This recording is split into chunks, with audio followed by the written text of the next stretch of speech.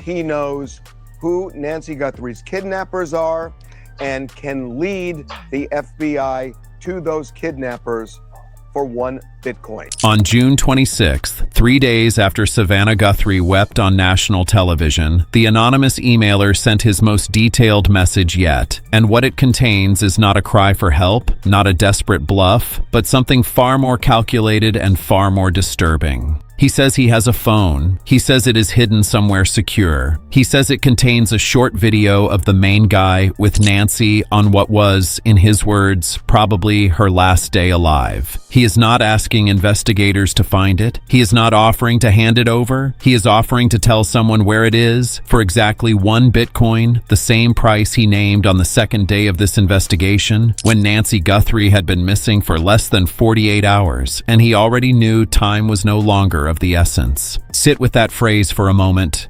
Time is no longer of the essence. That was the sentence in his second email, sent 1 day after his first, in which he had said the opposite. 1 day earlier, urgency existed. 1 day later, it was gone. Not because the situation had resolved, not because Nancy had been found, because whatever that urgency was protecting, whoever it was protecting, was no longer there to protect. That sentence, buried in the early days of a case that would eventually be reclassified as a homicide, may be the most chilling thing any anonymous source has put in writing in this entire investigation. And the person who wrote it has now been writing to TMZ for 5 months. This is not a tipster who sent 1 email and disappeared. This is not someone who reached out in the chaos of a breaking story and went quiet when the cameras moved on. This is a person who has maintained consistent contact with a celebrity news organization across more than a dozen separate communications, using the same Bitcoin address, the same alias, and the same core claim that he knows who took Nancy Guthrie, that there were 2 of them, that Mexico is part of this story, and that his information is worth exactly 1 Bitcoin to whoever wants it badly enough to pay. TMZ's Harvey Levin, who has spent decades separating genuine knowledge from motivated fiction in high-profile cases, has said publicly that something about these emails convinced him early on that this person was not simply making things up.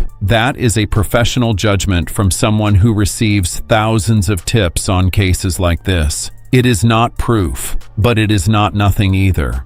What makes the behavioral profile of this emailer so difficult to dismiss is precisely what makes it so difficult to trust.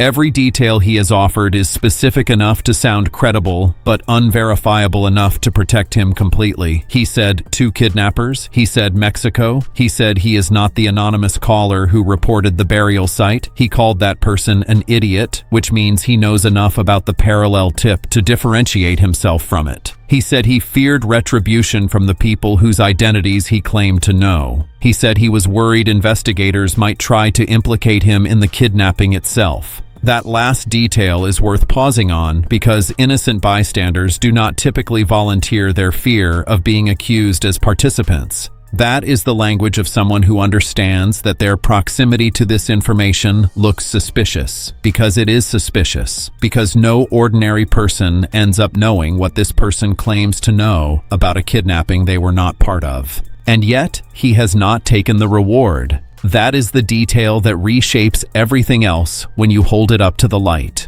The reward in the Nancy Guthrie case now exceeds $1.2 million. His asking price is 1 Bitcoin, currently worth approximately $65,000. The math does not add up for a fraudster. A sophisticated hoax artist who has been building a believable fiction for 5 months and watching the reward climb would eventually pivot toward the easier money. This person has not. The price has not changed. The Bitcoin address has not changed. What has changed is the claims themselves, each one more specific than the last, moving from general knowledge in February to a named phone in a named secure location in June, a trajectory that, as former detective Chris McDana noted, fits the behavioral pattern of someone who actually has something rather than someone who is running out of room to fabricate. But here is where the story gets genuinely complicated and where honest analysis has to hold 2 things at once. The June 26th email describes a video of the main guy with Nancy on the day that was probably her last. That word, probably, is doing enormous work in that sentence. He did not write certainly. He did not write definitively. He wrote probably, which means he is reasoning from information he received, not from something he witnessed.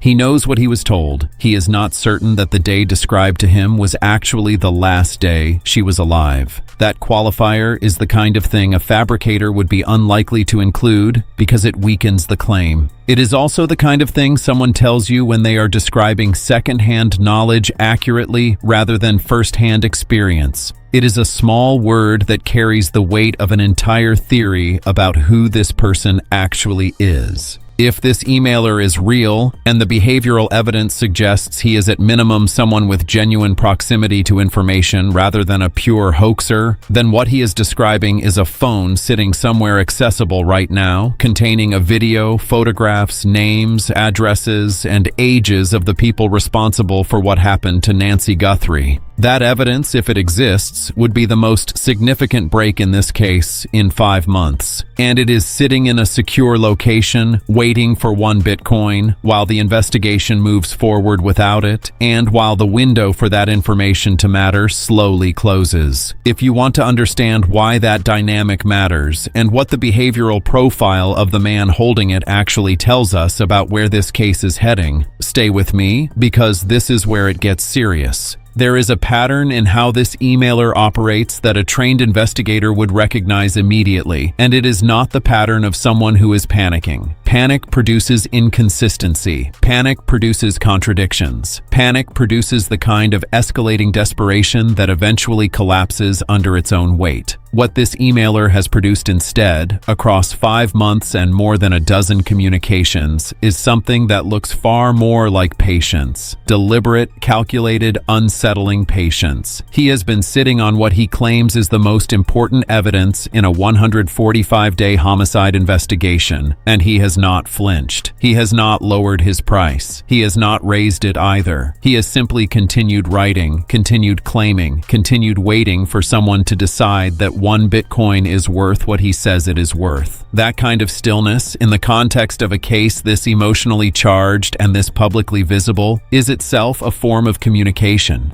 It tells you something about the person behind the emails that the content of those emails alone cannot. Former Detective Chris McDana, speaking on Jesse Weber Live, laid out the 3 things investigators watch for when evaluating tipsters and informants who maintain extended contact in violent and complex kidnapping cases.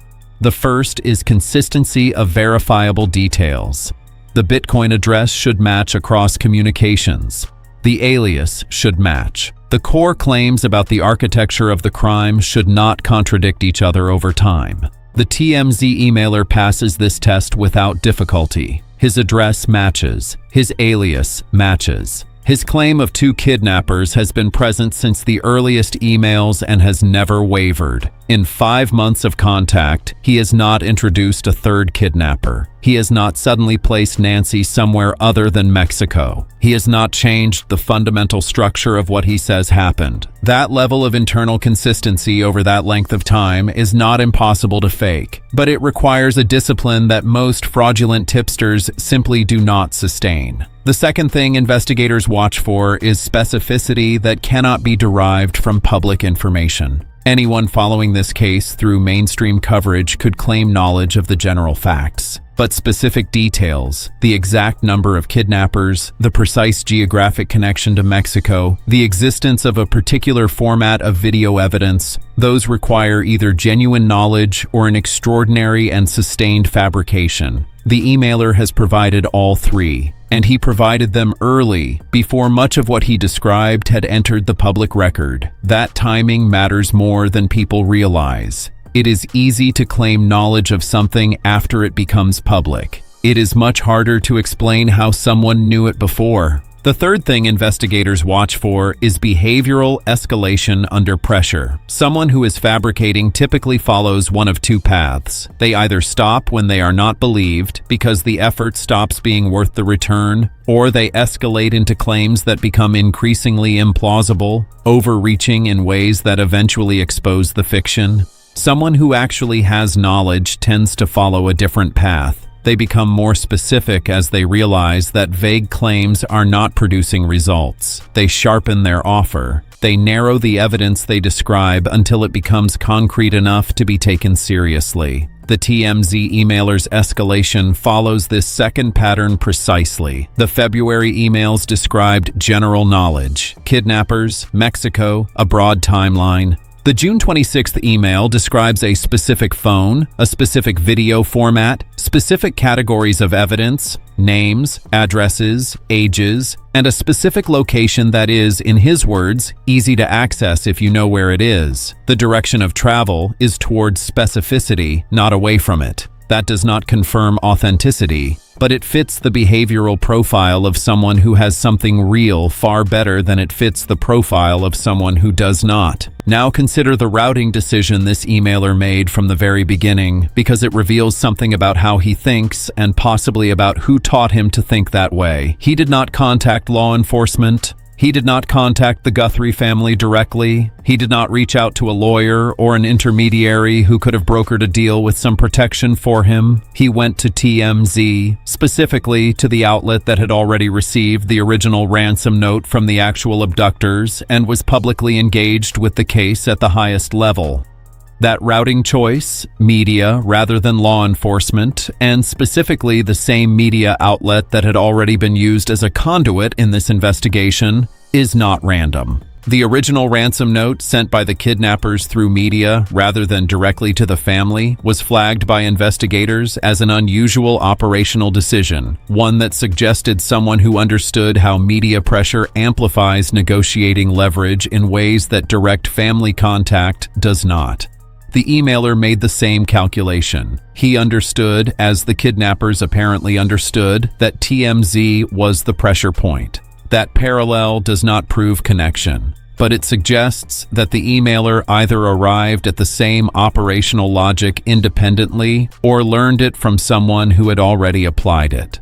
Think about what that means. If he learned it from someone inside the operation, then his claim to know the kidnappers is not just plausible. It is the most logical explanation for why he chose the same communications channel they did. And if he arrived at that logic independently, then you are dealing with someone sophisticated enough to analyze the operational structure of an ongoing kidnapping investigation and mirror it deliberately. Neither possibility describes an ordinary person who stumbled across information by accident. What we know about the June 26th email specifically is that it arrived at a precise moment in the public timeline of this case. The case was reclassified as a homicide on June 9th. The contents of the ransom note became public on June 22nd. Savannah Guthrie cried on national television on June 23rd, and 3 days later, the emailer sent his most detailed and most specific message in 5 months of contact. If you believe in coincidence, the timing is nothing. If you believe in behavioral analysis, the timing is everything, because what it suggests is that the emailer watched the note story break publicly and understood something fundamental had shifted. That the investigation had moved to a place where the information he is holding has a narrowing window of relevance. That the case is approaching its conclusion with or without him. And that if he is going to be the person who delivers it on a silver platter, he needs to move soon. Drop your theory in the comments right now, because this case has too many threads running in parallel for any one person to see all of them clearly, and the audience following this story closely has caught details that even experienced investigators have missed. What does the timing of that June 26th email tell you? Was it pressure, or was it something else?